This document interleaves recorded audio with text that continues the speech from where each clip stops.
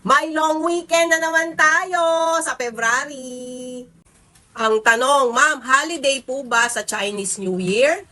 Bakit nga ba holiday tuwing Chinese New Year? At ano ba ang Chinese New Year? Kailan po ba ang Chinese New Year? Ngayong 2024 dito sa Pilipinas. Ang sagot ay, wait lang, magkakape ako dahil maaga pa.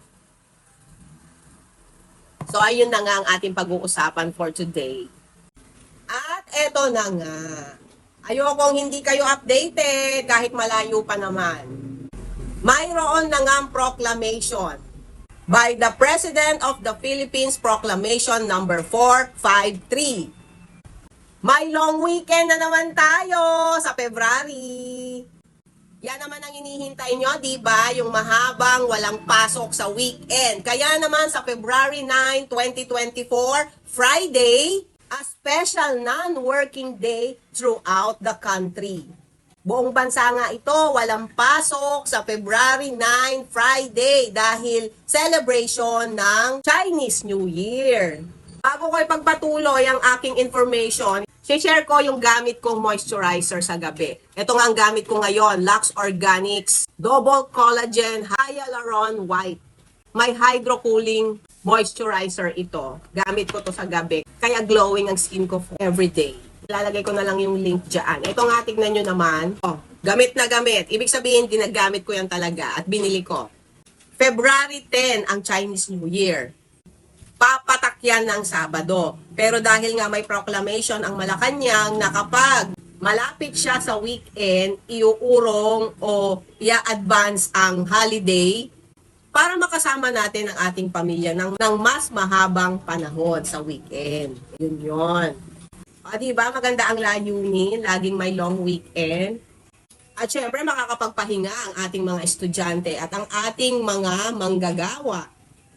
So, ang next na tanong, bakit nga ba holiday tuwing Chinese New Year? At ano ba ang Chinese New Year? So, additional information. Dahil alam nyo naman ang mambinin nyo, teacher yan ng history.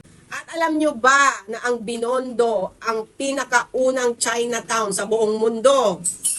More than 400 years na ang nakakaraan simula nung na-establish ang Chinatown sa Binondo, Manila.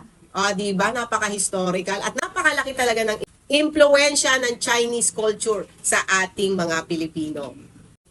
Chinese New Year is annual 15-day festival in China and Chinese communities around the world. So, hindi lang sa China to sineselebrate. Sabi ko nga, napakalaki ng cultural influence ng mga Chinese sa buong mundo. Especially dito sa atin.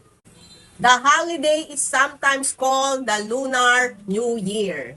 Between January 21 to February 20, nandyan yung inaabangan nilang new moon o bagong buwan para masabing ito yung Chinese New Year. May sinusunod silang petsa na sumusunod sa phase ng buwan o moon. Sineselebrate nga ito sa simula ng new moon at nag-e-end ito hanggang sa full moon. Yan. So 15 days itong celebration ng mga Chinese. Bawat kultura, bawat relihiyon naman ay may iba't ibang selebrasyon at lahat naman tayo, buong mundo ay nire-respeto at nire-recognize natin ang iba't ibang kultura. Iba rin yung kultura ng mga Christians, iba rin yung mga kultura ng Roman Catholic, iba rin yung kultura ng mga kababayan nating Muslim at ang relihiyon ay Islam. Yan ang ating bansa. Napaka-diverse ng ating kultura. So, sumusunod ang mga Chinese sa lunar calendar. They are influenced by the Chinese culture. Di ba nga, ang unang Chinese community ay nasa Binondo, Manila. Nakapunta na ba kayo doon? Yung unang pakikipagkalakalan ng mga Pilipino at Chinese ay nasa Binondo.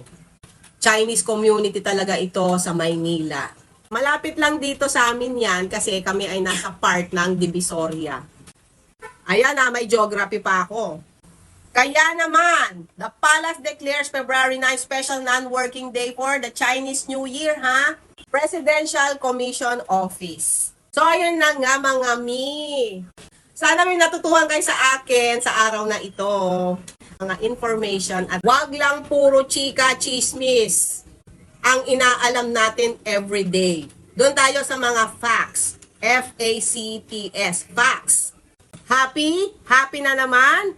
Happy long weekend.